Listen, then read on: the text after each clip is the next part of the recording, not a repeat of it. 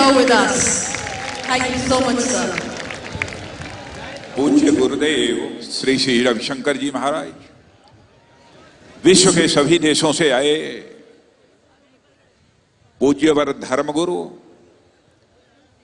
विश्व के कोने कोने से यहां पधारे सभी सम्मानित देवियों एवं सज्जनों, सबसे पहले मैं शीश झुकाकर विश्व के कोने कोने से आए हुए सभी प्रतिनिधियों का मैं हार्दिक अभिनंदन करता हूं। आप सभी का मैं स्वागत करता हूं। विश्व में आज तक इससे बड़ा कोई भी कल्चर फेस्टिवल नहीं हुआ है जैसा कि भारत की राजधानी दिल्ली में यह कल्चर फेस्टिवल हमको देखने को मिल रहा है।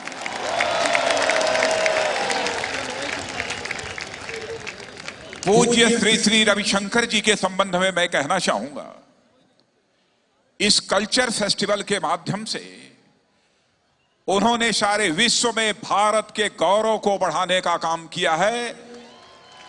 पहला काम यह किया है और भारतीय संस्कृति के संदेश को विश्व के कोने कोने तक पहुंचाने का काम पूज्य गुरुदेव ने किया है।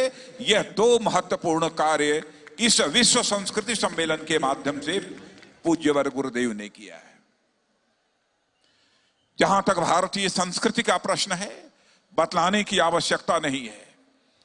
भारत की संस्कृति की सबसे बड़ी विशेषता है विराट सोच, बड़ा मन।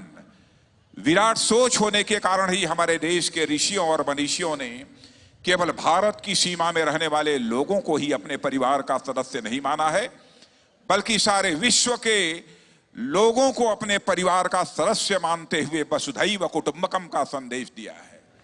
The whole world is a family. और भारत की संस्कृति की विराट सोच की ही यह विशेषता है कि विश्व के सारे प्रमुख धर्मों के लोग किसी एक देश में पाए जाते हैं, तो मैं विश्वास के साथ कह सकता हूं केवल और केवल वह भारत में पाए जाते हैं, दुनिया के किसी दूसरे देश में नहीं पाए जाते। इस्लाम के 72 फिरके होते हैं। इस्लामिक देशों में भी इस्लाम के 72 फिरके नहीं पाए जाते। यदि इस्लाम के 72 फिरके दुनिया के किसी एक देश में पाए जाते हैं, तो वह केवल और केवल भारत में पाए जाते हैं। यह हमारे भारत की संस्कृति की विशेषता है। क्रिश्चियनिटी के भी 6 सेक्ट होते हैं, लेकिन दुनिया के किसी देश में क्रिश्चियनिटी के 6 सेक्ट के लोग नहीं पाए जाते हैं।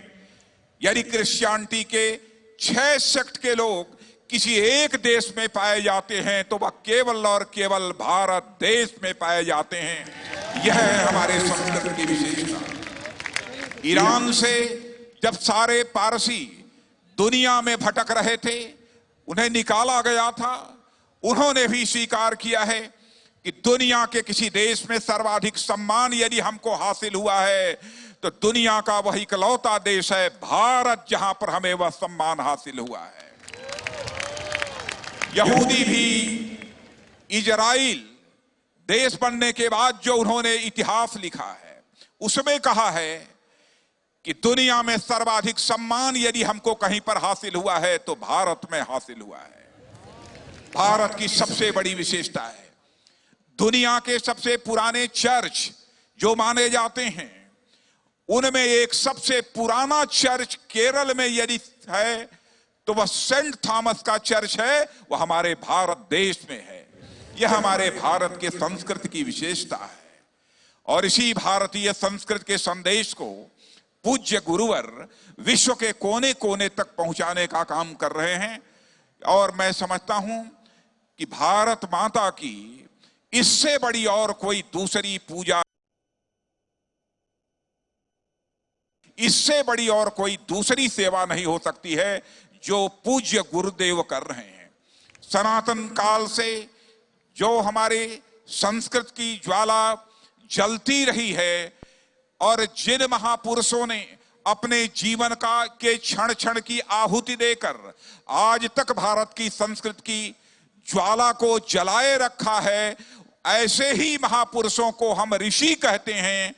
और मैं कह सकता हूं कि उसी ऋषि परंपरा का आज कोई हम लोगों के बीच है तो वह हमारे पूज्य गुरुदेव श्री श्री रविशंकर जी हैं, जिनको मैं उसी ऋषि परंपरा का मैं मानता हूं। और आज के अवसर पर पुनः आप सभी का अभिवादन करते हुए और पूज्य गुरुदेव का भी अभिनंदन करते हुए हृदय की गहराइयों से उनके प्रति श्रद्धा की अभिव्यक्त करते हुए अपना निवेदन समाप्त करता हूं।